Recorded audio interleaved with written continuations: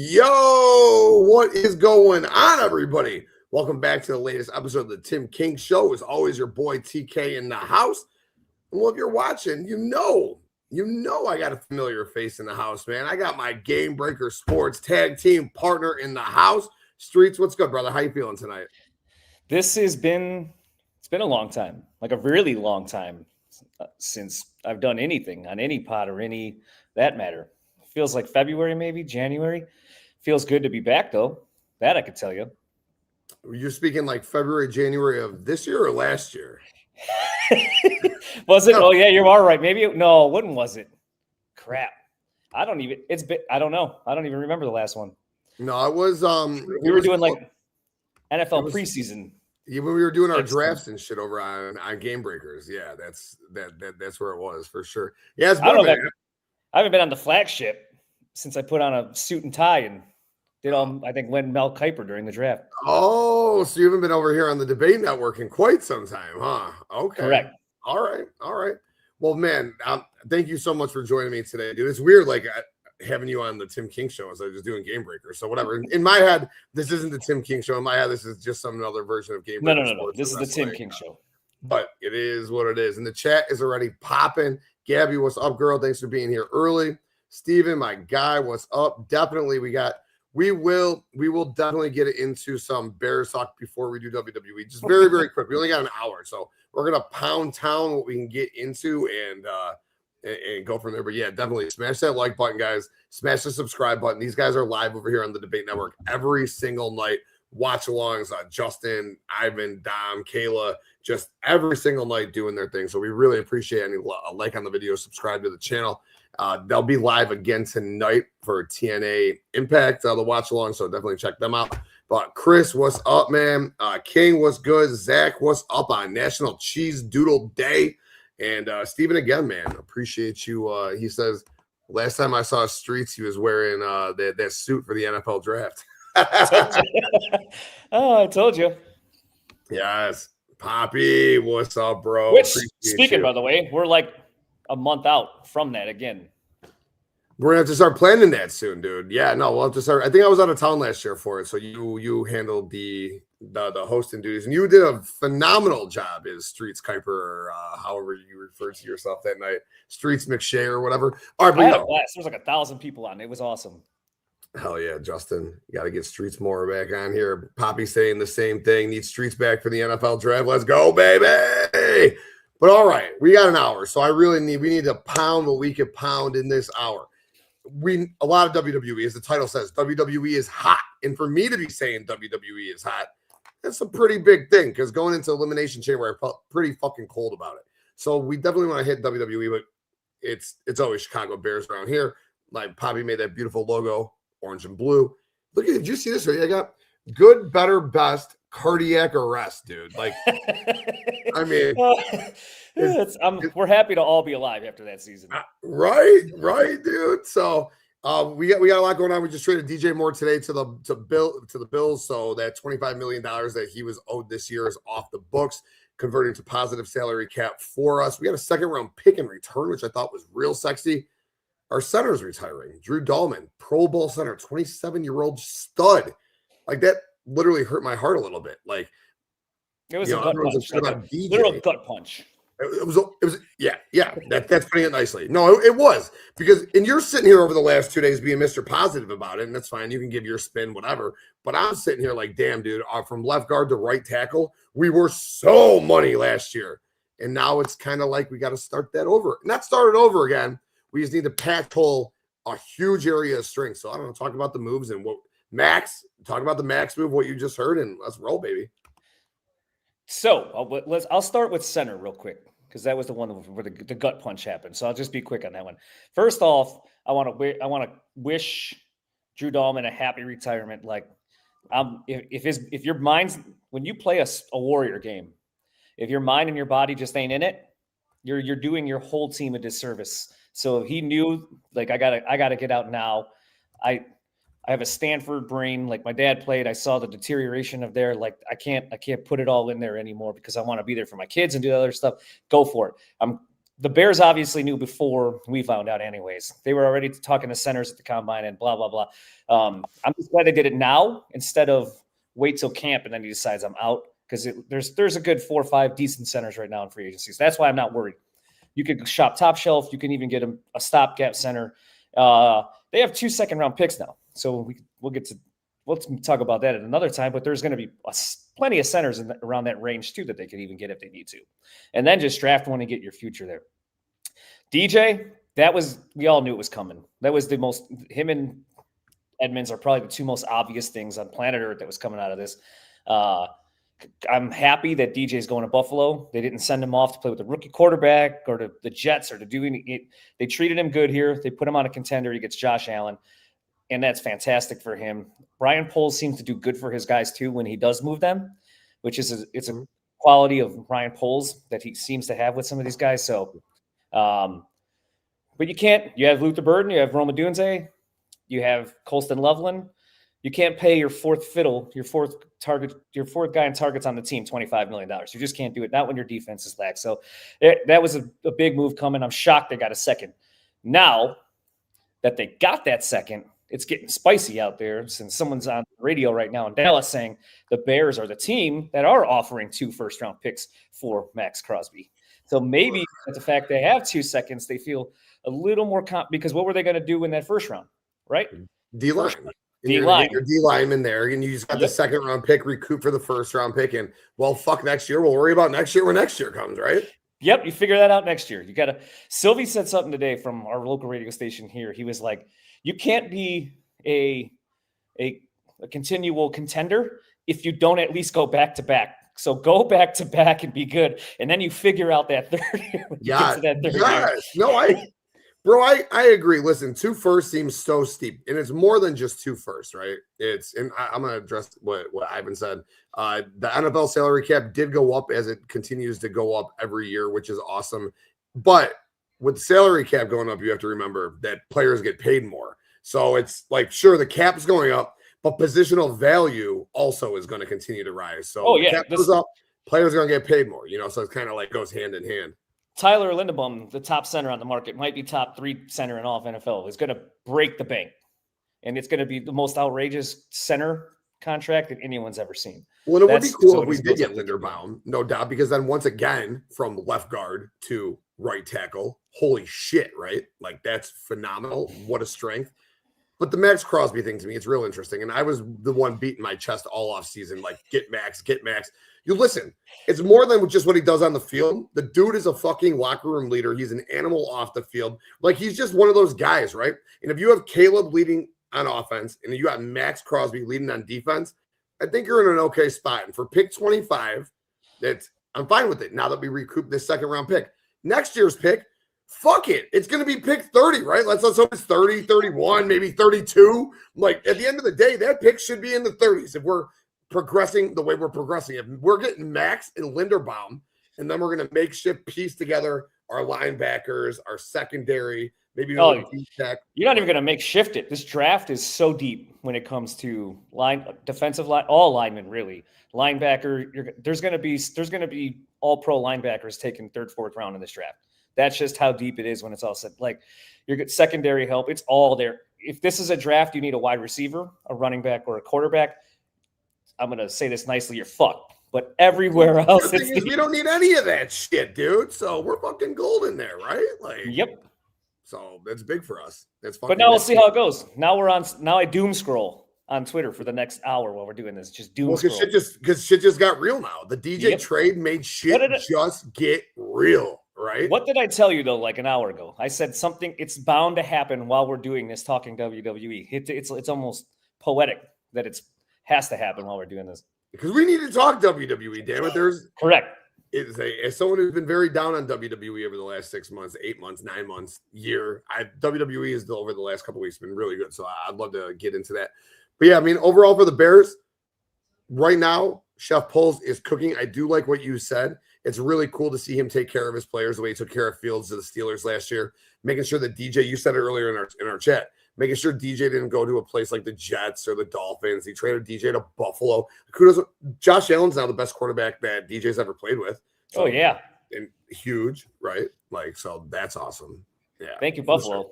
But Buffalo also looked at the draft and went, "Oof, there ain't no wide receivers there. We got to get someone."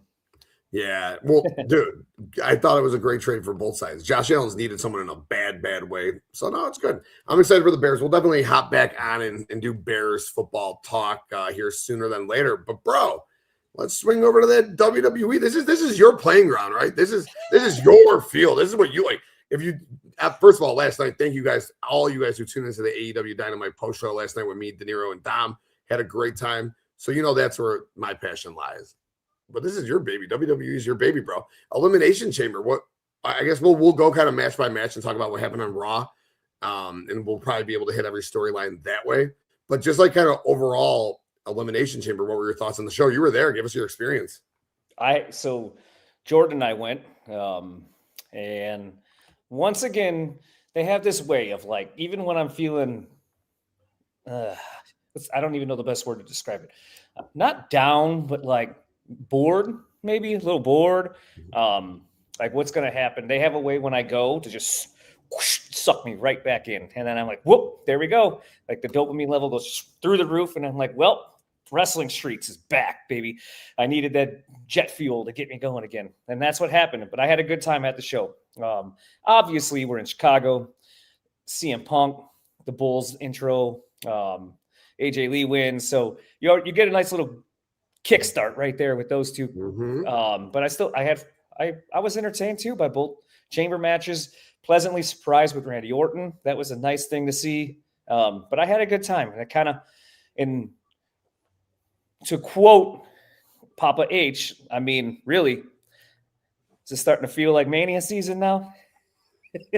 more so than last year did too. And first of all, Tommy, what up, girl? Hope you're having a good day, good night. Hopefully that 13 minutes flies by at work.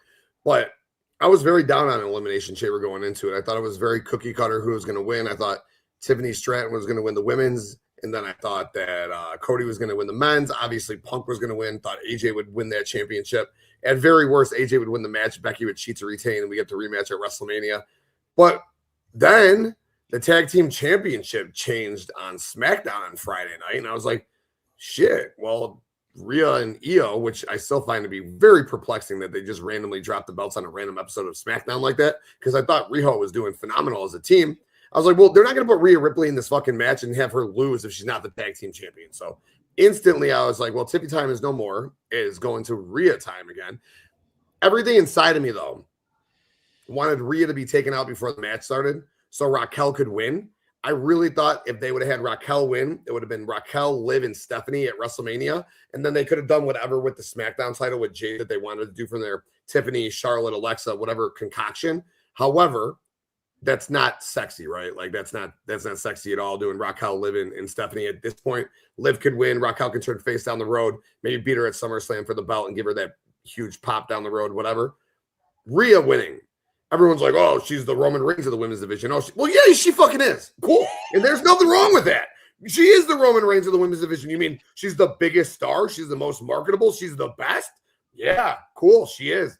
And they're struggling to sell tickets right now. Jade's got that body, that aura, right? And what is Rhea? Number one. Her Bianca, right? I've been to 1,000 live shows, I feel like 1,000 in the last few years. And there is no woman ever that when that song hits, like that place goes absolutely bonkers for. And it's Rhea. Every single time. Again, it happened here. Like people just start screaming and lose their minds when that thing hits. She is their top star. It is what it is. Yeah. No, and I was so cool with her winning. So her and Jade, that's a great WrestleMania match. And not even talking about like in-ring itself, but just look at what they've done on Twitter over the last few days. Now, you can say work, shoot, whatever you want.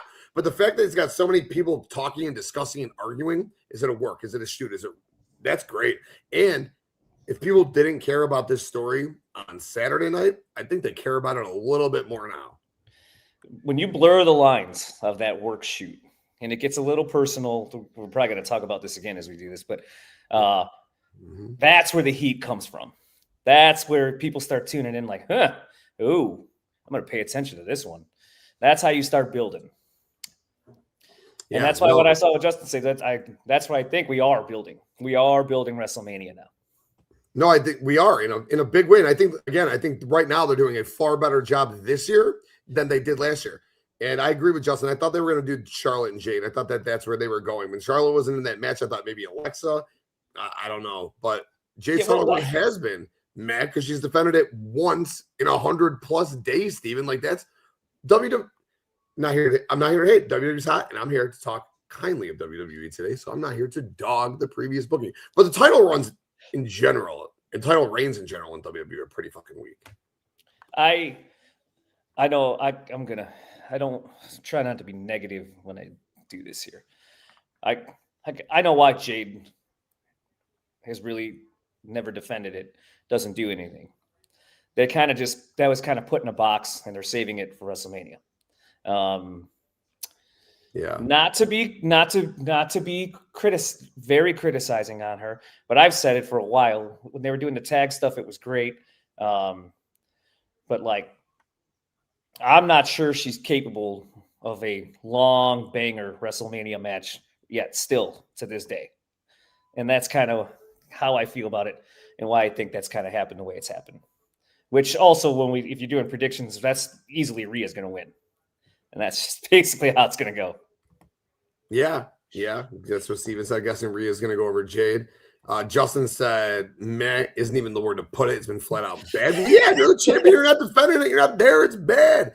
And what up, De Niro? Great time last night on Dynamite. I tried to say the words rightly, not to be too mean to her, but I've always been a little critical. But and you know what? I've heard the term Jade can't go. If Jade can't go in the ring like an Io Sky, it's okay, dude. Like, you know what Io Sky isn't? And I mean, no disrespect, because I think Io is just one of the top-notch wrestlers, period, in the world.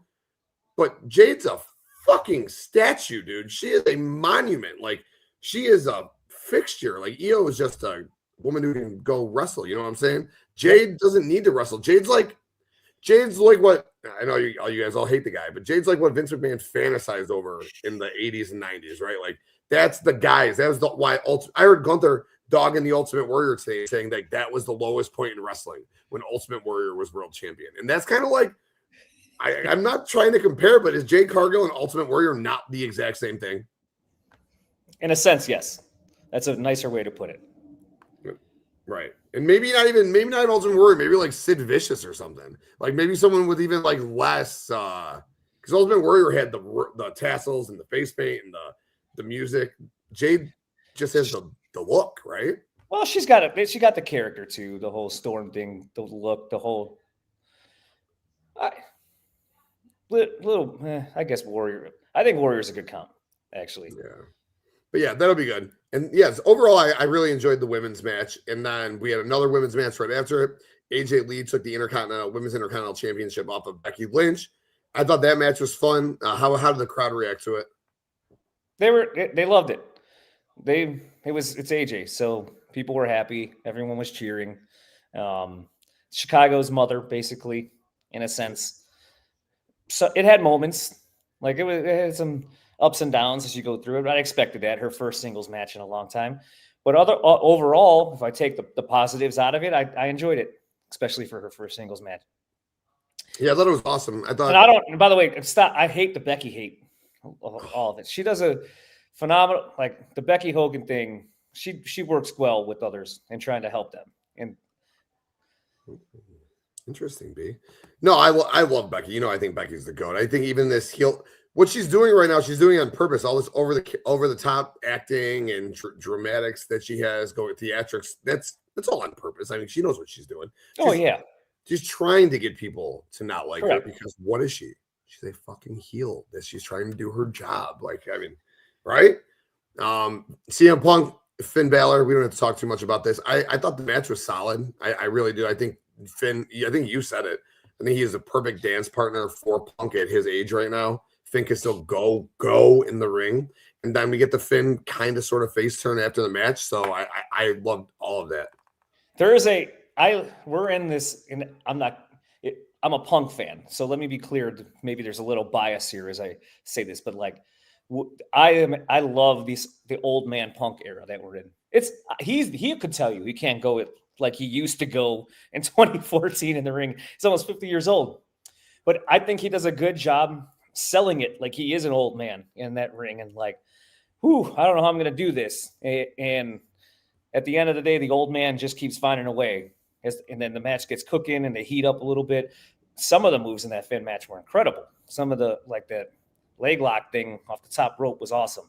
But I'm enjoying this old man, grizzly gray hair CM Punk run that shouldn't win any match, but he's finding a way to win a match. Yeah. No, he is. That's what he's like the get off my lawn kind of guy at this point, right? Like, yeah. Yep. Yeah, Clint Eastwood and I forgot that movie, but yeah, Gran Torino, I think is what it was. Yeah. Yeah. I thought, Justin, I did think that Becky was going to win the match by cheating or like count out something like squealish, heelish activity. So they get some sort of like blood match at WrestleMania. I don't know what they're going to do at WrestleMania. I don't know if you're going to get like a multi-woman match, but you got to think that. I have ideas, and I think that's what they're gunning for. They're trying to get some interesting matchups, I think, for both Intercontinental and United States on the other side. So you think it's going to be like a multi-woman match instead of just AJ and Becky again? No. Aren't they? No, I think it might still be one-on-one when we get to it. I just think the matchups might be kind of fun. I think it's going to be Julia and Charlotte on the other side of the house, which I think would be a great match. Who do you think Julia's going to take on? Io Sky. Sexy. Oh, which is why they paused that match and did Rhea. Yep. That's exactly why. I like your style, bro. So you're going Io Julia United States Championship WrestleMania 1-on-1. Yep. Huh. When they took that, I was like, something's going on. And then I was like, what could this be? And I was like, you know what would be perfect? Io Sky versus Julia. Dude, they got so much history, like just the Stardom roots and stuff too. Yeah, man, it's a Yoshi dream right there. Streets? I like that call right there. Oh, Poppy, you're too much. You're too much. Roxanne versus AJ Lee for the yes. Yo, Chris, sign me up for that. If they could somehow make that a possibility, because I think Roxanne might be out still for Mania, which sucks. But if they could make that a possibility, I'm so down with that, dude. Yes, Julia and Io at Mania. Yes, yes, yes. People are loving that. Yes. Ooh, an I Quit match between AJ and Becky at Mania. I can fuck with that for sure. That would be good. Oh man, I don't know if I could do another one of them, but plus Becky's got to do something. I don't know what she's going to do at Mania, but I feel like maybe that's ran its course for now. All right, and then what's the last one? We had the men's chamber, dude. A lot of people were dogging the men's chamber because LA Knight was eliminated early. Logan Paul had 3 eliminations. At the end of the day, to me, while the match maybe wasn't the greatest on the show, the greatest men's elimination chamber of all time, I went absolutely fucking crazy for 2 spots in this match. When Seth Rollins when it was a little guy, I was like, are you fucking kidding me, dude? We're just doing this at the pay-per-view right now. But no, it was just another one of his students, which I dug, and then Rollins returned. And his return was so sick, dude. I popped hard. And I don't usually pop at these things. I popped so hard for the return. And I popped even harder when Randy got the win, dude, when it was all said and done. I was like, no fucking way. Because then I knew we were going to get Randy and Cody at WrestleMania. And I know you have different thoughts on that, so you can go into that. But I've been wanting this Randy Cody match for like 3 years now, and we're finally going to get it. Randy was... Dude, just the way they did it in general, but they only put the belt on Drew to divert us from this Randy Cody thing. That would have been obvious if Randy won the Royal Rumble and Cody was champion. So I love the Drew diversion. Plus, nice 4-month title reign for Drew makes him feel even more relevant. I love it. Randy winning was huge. Seth coming back was awesome. Talk to me about any of it. So I love Seth coming back. Amazing. It's always fun everybody was singing the whole crowd's chanting after he pulled the mask off. He is like it's funny because CM Punk is obviously our saint. That is like our GOAT here in Chicago. But Seth Rollins is not far behind when it comes to the city of Chicago. Die-hard Bears fan. He's engulfed just as hard as us. So that crowd is just as happy to see him when he pulls his mask off too. So obviously everybody went bananas when that happened. And then I did not expect Randy to win. That was no chance in my brain that it was going to happen. So when that happened, nice surprise, and a much better surprise, I will say, than Royal Rumble was a year ago. And a much happier surprise because I was like, okay, perfect. Somebody who could actually put on a main event match now is in the main event match. So great. So it was a nice surprise there. And however, I know, I get it. All of you people want it.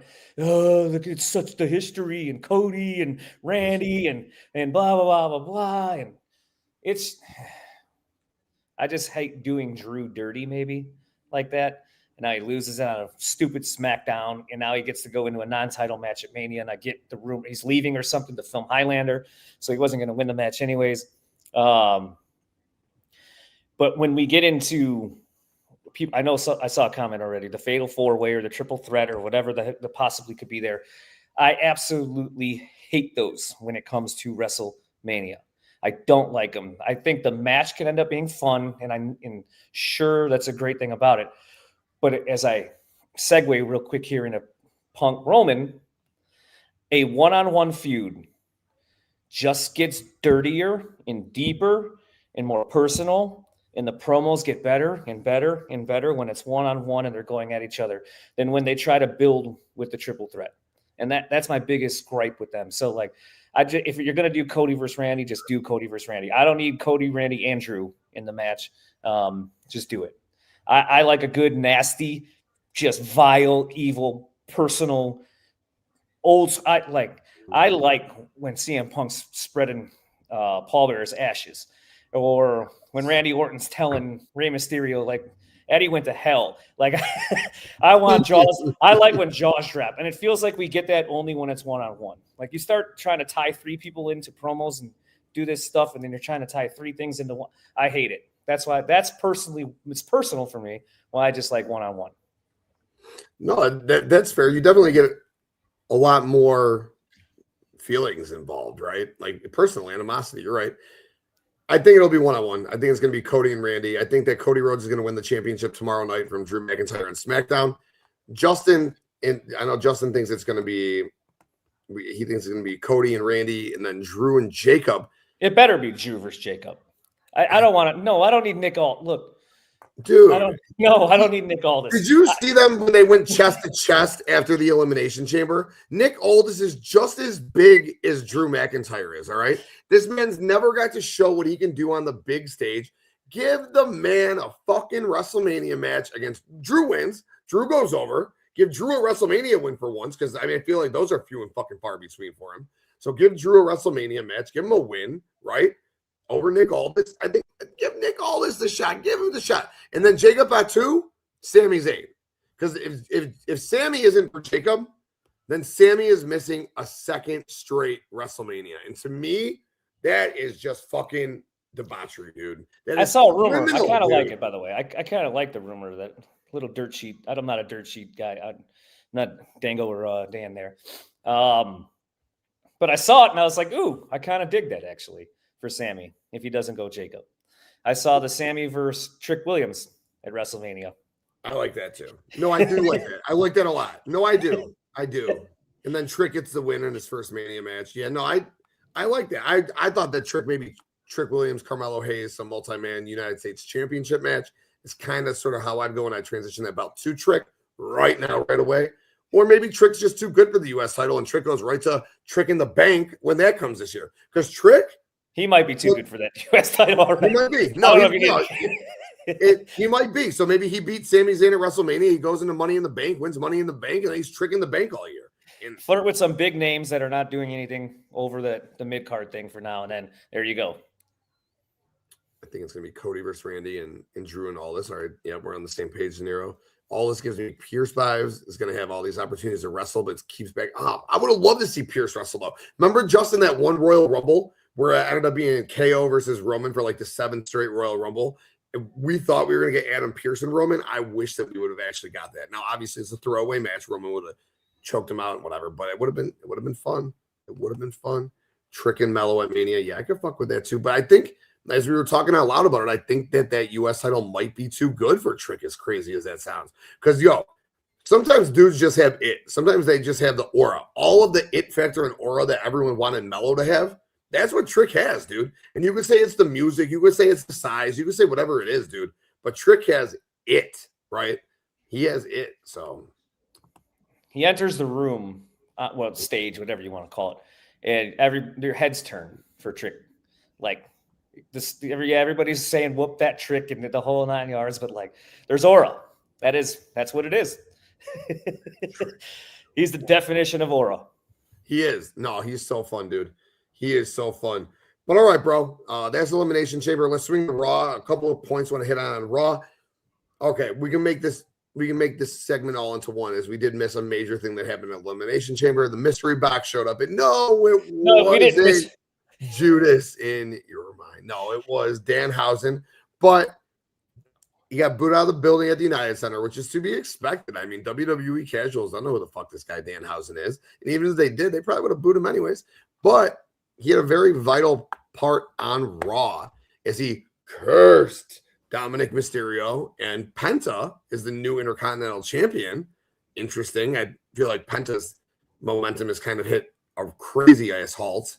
I thought they'd put him back with his brother, but instead they put the fucking singles champion. And I'm not complaining, because I think Penta is the real deal. Holyfield. The kids love him. Adults love him. He's awesome. So good. Give him the championship. They think he should have done it months ago. But Danhausen, talk about that. Maybe talk about the Intercontinental title change. What were your thoughts on Danhausen? What are your thoughts now on Danhausen? And what are your thoughts on the Intercontinental title change? They put themselves in a corner when it came to Elimination Chamber, and Danhausen is what they did. Because if we look back at the history of Chicago, let's look back the last few years just alone, right? CM Punk returns, AJ Lee returns. You had the surprise Rock appearance on the Raw. They've been doing a lot of big returns and big surprises there. So when it's Danhausen, who I learned who he was like a day before, everyone in that arena not everybody, but like there's probably quite a few casuals that are just like me that all went like, who? Huh? Like, all right, well, I'm going to go get a hot dog and a beer now, because I don't know what this segment is. Goofy people dancing. But then let me tell you this, Danhausen, I apologize to you, because I shouldn't have been that critical or been negative at that night. I do apologize, because then obviously I see him on Twitter now, saw him on Raw, and that goofy character is just going to entertain me. I can tell already. It goes right, caters to my style of just, I need like a good 30 minutes of a show, whether it's 5 here, 5 here, 5 there, of just the funniest, dumbest things that you've ever seen that aren't even wrestling related. And I feel like, well, they got a guy who's probably going to do that now week in and week out. He is as comfortable as any character I've ever seen in his skin, knowing the character that he is when he does it too. And he's going to sell merch. It's going to end up being great for them. So I was dead wrong, and I apologize to Danhausen for being negative to him. Although I still think they should have, knowing who Danhausen is now and like the goofiness about him, they should have just had R-Truth open the box. Yeah, they missed out. They missed out on that opportunity for sure. Or had like R-Truth introduce him in some capacity. Yeah, and make a mistake and accidentally open the box or something like that. Yeah. Wait, R-Truth should have come out of the box, dude. And then like behind him, Danhausen should have like draped out. Yeah, like they could have done so much more with that. Yeah, yes, absolutely. It would have been a funny thing, and then I think the whole crowd would have been nuts for that. They wouldn't even booed it. They just would have cheered like, "This is." I don't know who you are, but this is amazing. Yeah, no. I thought it was interesting. I've known Dan. And good for Penta. Awesome. You said Intercontinental titles, but yeah, go ahead. Well, no. I was just going to say it was, good for Danhausen. He's a CM Punk guy. In this day and age, if you're a CM Punk guy in WWE, it's a good thing for you. There's a time there was a real bad thing for you. But nowadays, it's a good thing for you, right? This was literally the CM Punk show. It was CM Punk's World Championship match. It's his wife's winning the Intercontinental title. It's his boy Danhausen's debuting. Like, it was his show, which is so cool that he's good for him. Like, at the end of the day, good for him. I mean, we love him here. I'll always love CM Punk. So I'm happy that he's getting his shine now. But the Penta thing was interesting to me. Like I said, I'm not opposed to it. I love Penta. Put that belt on him. But what's the move now? Is it Dominic Mysterio and Danhausen at WrestleMania? Do you think we're gonna get that Dominic Mysterio and Finn Balor match at WrestleMania just without a belt involved? Are we gonna get like another? Last year it was Dominic, Finn, Breaker, and Penta for the Intercontinental title. Do you think we see like Finn, Dominic, Penta in like a triple threat or something? Or like where are we going with this belt? No, I would rather see Finn versus Dom and get that done. Do it at Mania. Make it a big match between them. Let them do that. I agree there. Can you blend shows? Are we to the point now, like in the season, where they could just start pulling people from every show and figure out a way? Absolutely. And like Justin says, there is no brand split, so it doesn't matter. Because I think Swerve might be already ahead of it. But if you want me to give you my dream match, if we're going to do Penta for somebody, yeah, it would be Javon Evans for the Intercontinental title at WrestleMania. Ooh, damn. Penta and Bouncy, huh? Yep. See, I thought Javon was going to take the belts off of Dominic after Javon won to get into the Elimination Chamber. I thought that was like a prelude to Bouncy winning again, not opposed to Penta winning the belt at all. Do you know Penta's the first Mexican-born superstar to win the Intercontinental title? I found that to be perplexing, dude. No way. Yeah, not of Mexican descent, right? But born in Mexico to win the Intercontinental title. I was like, dude, WWE's been around for fucking 50 years at this point. That's crazy to me that he's good for him. I mean, I'm happy. He deserves going into Mania with the Intercontinental title and then getting some money that I think that the two of them are going to put on an awesome match together. Dude, him and Bouncy would bang, dude. Bang hard. Yeah. But fuck it. At that point, just do a ladder match. See, I know you don't like the multi-man matches. No. I think that's okay. I think you could do that for there. I just don't want the main titles with all these convoluted to try to promos and stories. That's it. I think you got to but see, the problem is on the Raw side, like, you got Evans, Dom, Penta, Finn, but I'm trying to think, like, who else is even in there to put in the Intercontinental title? Like, SmackDown's got 100 people. I know that's in a ladder match. But Raw, I'm Rusev, jobber, like who? Oba, too good for it. Like, yeah, you could put them in. They're just not. You could add people to the match that just have no shot of winning it, just to spice the match up. If you're going to do that, we're good. All right, we got 15 minutes. Let's get to the main. We're good. I think. Oh no, we got to talk about what we got to talk about before we get out of here, though. I think we touched on everything else. Yeah, we did. Yeah, you were saving the best for last. I know. Yeah. So let's just kind of two things into one really quick. The start of Raw was fucking badass as hell with Seth Rollins as masked men coming out. He eventually took out Paul Heyman. Jimmy Uso showed up, took out Austin Theory. LA Knight's driving an ambulance. Like, that was all really cool.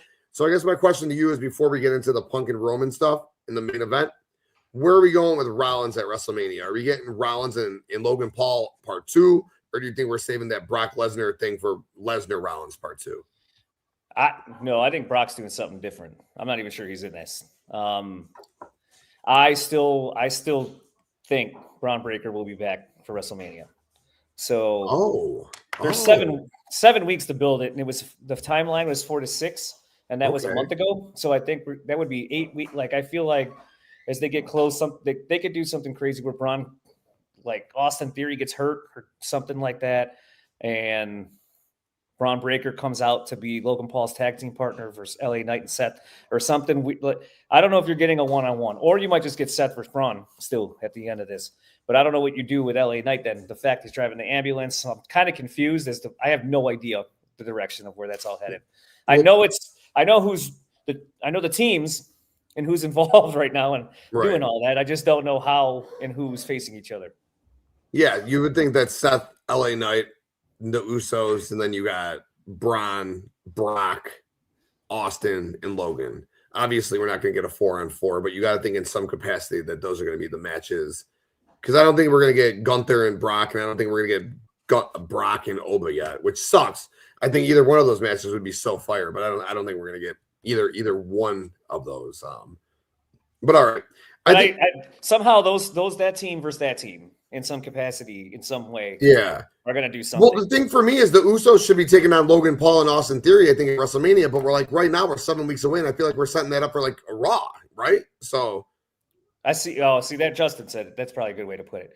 You could still do your Breaker versus Rollins, and then like the Uso division. And well, that's exactly how, dude. That's exactly how I would book it if I had the pencil. That's exactly how I would book it. Have Oba go over Brock. That's what a fucking win, dude. Like, what a win that would be for that kid, dude. My God. But then Justin, you could start your decline for Brock too. He just lost. It could be the nice downfall of Brock too. Like, lost, starts questioning himself, and then you get into his hometown, Minneapolis, for SummerSlam, and Gunther puts the nail in the coffin. Oh, that would be crazy, dude. That would be fucking crazy, man. All right, main event time. Yeah, CM Punk, Roman Reigns, 4 weeks ago, whatever the fuck that was, after the Royal Rumble, that promo. And this is what we wanted. Like, the rest of you got, like, the channel, anyone else we talked to about wrestling, nobody, it seems like, wanted this match except for us. Like, we were the only ones who wanted this match. And, like, I don't know why, because I feel like if you put the two biggest stars in the company, or 1A, 1B, or 1C against each other in the company, it's going to fucking make memories. Their first promo was electric. Holy shit, dude. Talk to me about what happened on Raw.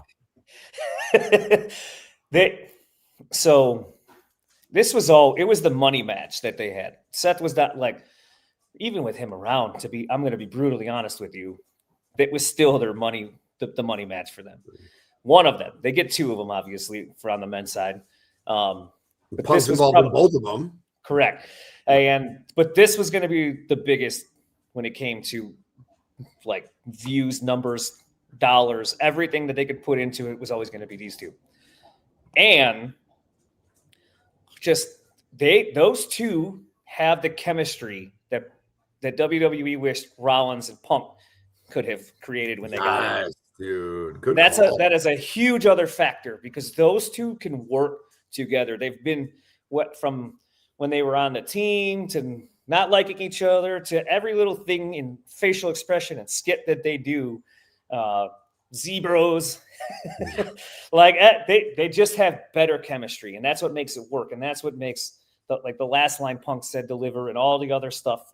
And the build that those two are going to give is going to feel like a major WrestleMania main event.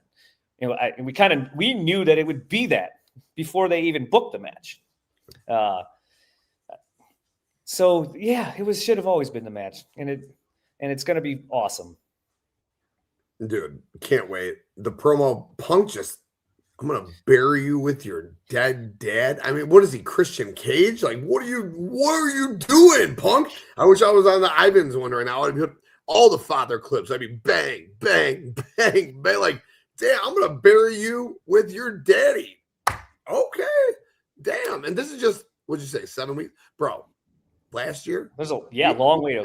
Last year, we had to deal with 100 days of Jey Uso and Gunther. Do you see the fucking difference? Okay. Do you, and Roman, I hope, doesn't come back around for another 3 weeks, dude, because that's how you build this shit. You don't need to build this shit every week, dude. It's when Roman that's why Roman's special, though, right? Like, that's why Roman's special, because when Roman shows up, I think he's not there next week or this upcoming Monday.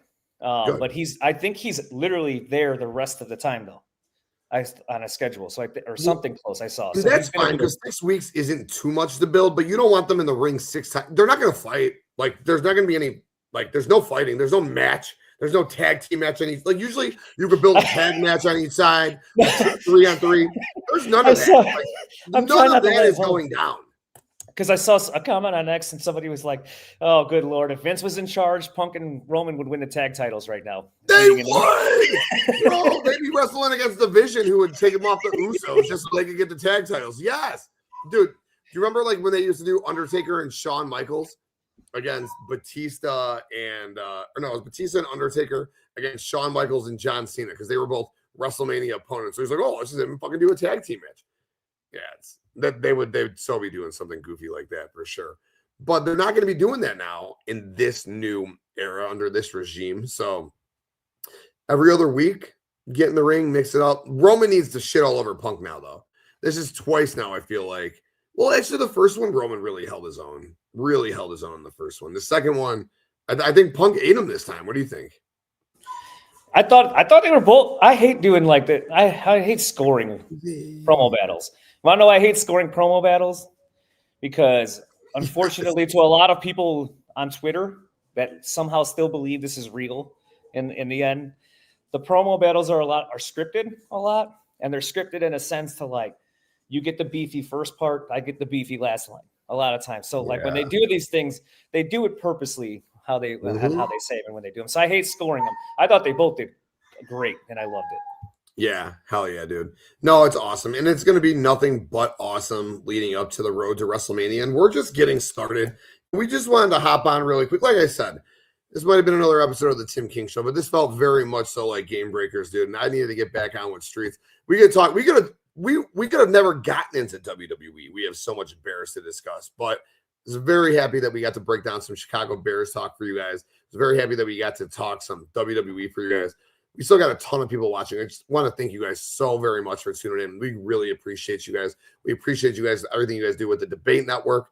If you guys are on Twitter right now, a ton of you guys, swing on over to YouTube, Circle of Debate, pop it in, subscribe to the channel. If you guys like watch-alongs, we got TNA tonight, SmackDown tomorrow. We got Vengeance Day on Saturday. Usually there's Collision thing, UFC Saturday night.